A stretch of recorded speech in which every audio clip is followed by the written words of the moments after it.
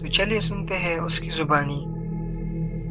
رحمت پچھلے 15 سال سے ٹرک چلا رہا تھا۔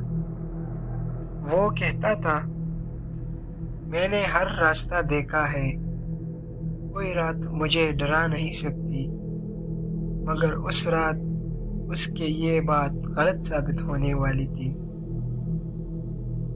وہ سرگودا سے راجن پور تک سیمنٹ کا لوڈ لے کر جا رہا تھا۔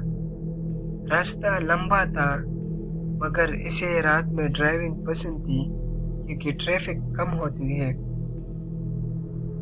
بارش کی ہلکی بوندیں پڑنے لگی۔ اس نے ریڈیو آن کیا، مگر سگنل مس ہو رہا تھا۔ صرف شور سنائی دیا، جیسے کوئی سرگوشی کر رہا ہو۔